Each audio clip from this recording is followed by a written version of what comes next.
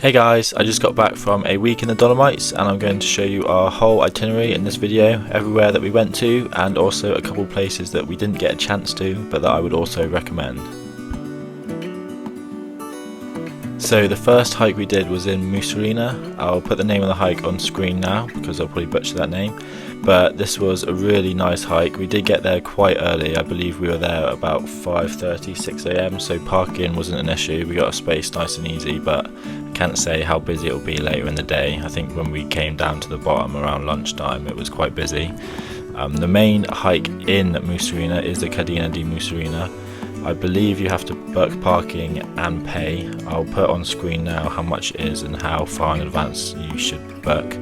But if you want a bit of a quieter one, which is still just as amazing I would think, then I definitely recommend this one. Then this lake is called Lago Di Musirina. It's right by the hike and as you can see you can drive straight up to it. There's no hike if you don't want it, and if you do you can hike around the lake, but it's definitely worth a visit on your way through. Now if you are camping, I definitely recommend this campsite. It's called Camping Cortina and it's in Cortina d'Ampezzo. It's about 45 minutes from the Cadina hike, so it's not too far, and if you're passing through or going in that direction I definitely recommend staying there. Next up is Lago Di Braies. Now this is an amazing lake.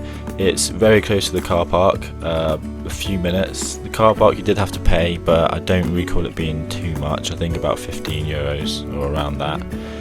If you are wanting to hike, there's a very long hike and you can go as far as you want. The hike takes you up into the mountain behind the lake. I believe there was a hut right up on the top of the mountain, but we were hiking up for 3 hours and we passed someone who said we had another hour or two to go, so it's a very long hike. It's extremely steep and some of it's a bit sketchy, so unless you're an experienced hiker I probably wouldn't recommend going up too high. The first couple of hours it's very steep but it's not sketchy or anything, so if you want to just do a bit of a hike you can, but if you just want to go around the lake it's very easy and 5-10 minute walk. If you're looking for a campsite after that hike, we stayed at Camping Anthols. Now this was about 35 minutes from the lake and also wasn't too far from Cortina d'Ampezzo where the last campsite was. It was a little bit more expensive, but you could see why because it was really, really nice.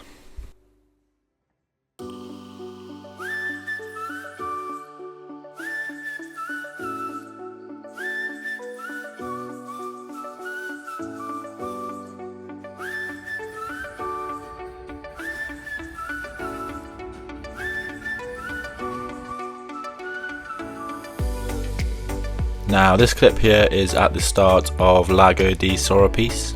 Now personally we didn't go here because we'd been doing a lot of hiking and I believe it's around a 3-hour hike, but this is what it looks like and I would recommend it if you have got time. Next up we went to Cinque Torri, which I personally liked because you could get the gondolas to the top rather than walking. I think you could walk if you want to, but pretty much everyone I saw there was getting the gondola. It wasn't too expensive and the car park is right next to the entrance, so you don't have to walk far at all.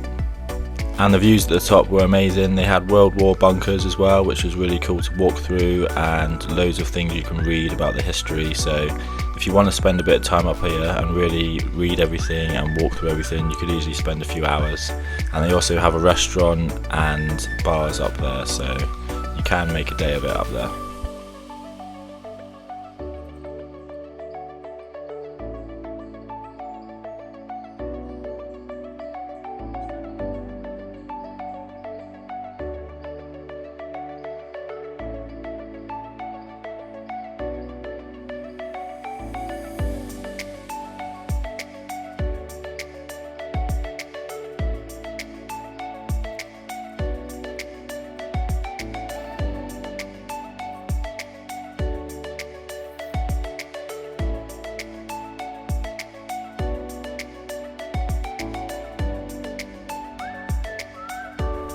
Another thing I loved about this trip is there were loads of football pitches that we just kept driving past that you could just jump on and play on for free. This one was near Rocca Pietore and then we went on to camp at a camping spot nearby which was called Camping Marmalada, and I definitely recommend this one if you're in the area. It was really nice again, all the facilities were really nice, there were loads of space and it wasn't too expensive.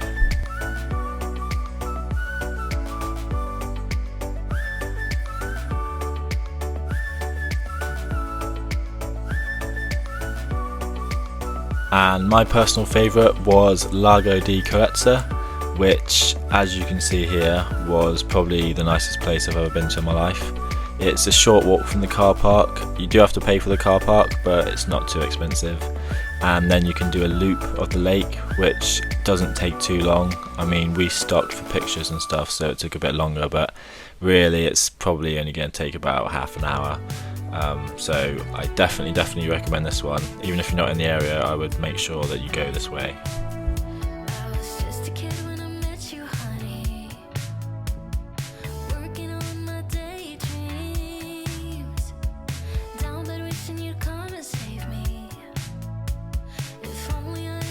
And as we were flying out of Milan, we finished the day in Lake Garda.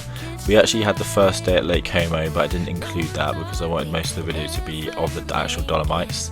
But if you're flying out of Milan, then Lake Garda is really nice just for a day. Stop off, go in the lakes, and yeah, it's nice and close to the airport.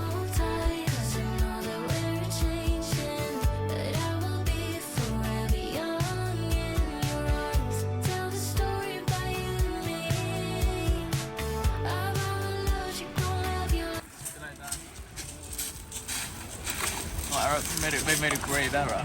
They're wearing no sun cream. Film all of them. Him, and him. Well, no sun cream. Me, you, sun cream, no skin cancer. The campsite we stayed at was called La Rocca Camping Village. Really cheap and really nice. Literally straight out onto the lake. It had a gym, beach volleyball, football pitch, all sorts. So I couldn't recommend this one enough.